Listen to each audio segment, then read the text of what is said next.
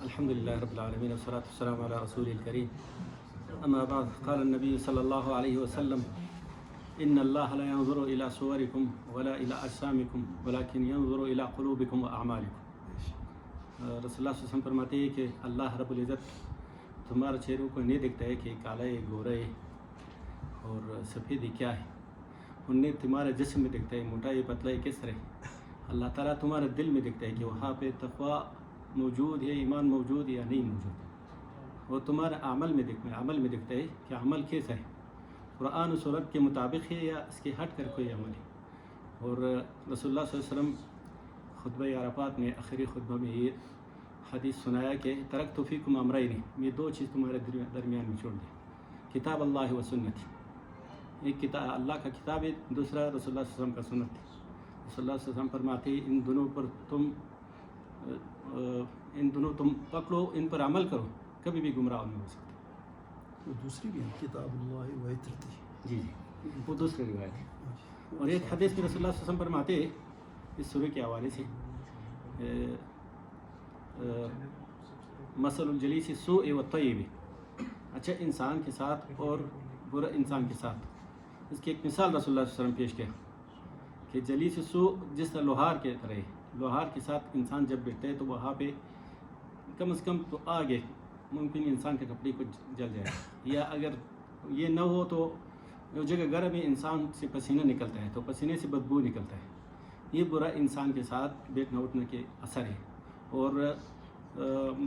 اچھا انسان کے ساتھ اس طرح رسول اللہ صلی اللہ علیہ وسلم فرماتے ہیں کہ ایک عطار کے ساتھ جب انسان بیٹھتا ہے، عطار کی دکان میں کچھ ممکن تم عطر خریدتے ہیں تو آپ جسم پر لگاتے ہیں، خوشبو لگ رہے ہیں، یا اسی بھی اس وقت جب ان کے دکان میں ان کے ساتھ بیٹھتے تو خوشبو تمہارے منہ میں آتا ہے۔ یہ رسول اللہ صلی اللہ علیہ وسلم یہ اچھی مجالس کا اثر بیان کیا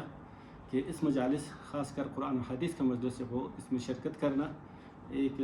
بڑی چیز ہے، ضروری ہے۔ بس کہ رسول اللہ صلی اللہ علیہ وسلم کے صحابہ کا طرز عمل یہ تھا، انہوں نے کہا تعال نجدد ایماننا، وہ سب مسلمان تھے، پکا مسلمان تھے، بلکہ معیار حق کے صحابہ سب عادل ہیں، تو انہوں نے دین کا باتی ایک دوسرے کے ساتھ تذکیر کر رہا تھا، اس کی وجہ سے ان کے ایمان کا طاقت آ جاتا تھا۔ اسی طرح یعنی قرآن و حدیث کے مجالس ایک غنیمت ہے ہمارے لیے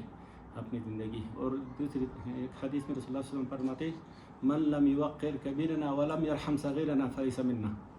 جو ہمارا بڑوں میں قدر نہیں کرتے اور چھوٹوں پر شفقت نہیں کرتے وہ ہماری امت سے نہیں۔ اور رسول اللہ صلی اللہ علیہ وسلم ایک حدیث میں اور فرماتے ہیں کہ الا لا فضل عربی علی جمیع، عرب لوگ کا عجم پر کوئی فضیلت نہیں، عجم کو عرب پر، ولا لاسود علی ابیض، نے کالے کو گورے کو، نے گورے کو کالے کو، الا بالتقوی، اور تقوی بھی اسی طرح چیز نہیں ہے کہ مثلا میں تقوی دار ہو دوسروں لوگوں کو حقیر سمجھائیں گے کہ میں تقوی دار ہوں، نہیں، یہ اللہ کے سامنے۔ اور جو ادھر لوگ تقوی دار لوگ اچھے لوگوں کا قدر کر رہے ہیں تو اللہ تعالیٰ ایک حدیث ہے رسول اللہ صلی اللہ علیہ وسلم کہا کہ اللہ رب العزت جب ایک بندہ کو پسند کرتا ہے، پیار محبت کرتا ہے، تو جبرائیل سے بھی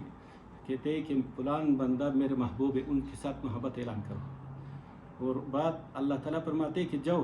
اہل زمین میں اعلان کرو کہ فلان بندہ کے ساتھ اللہ محبت کرتے ہیں، میں بھی محبت کر رہا ہوں، تو اہل زمین والا تم بھی ان کے ساتھ محبت کرو۔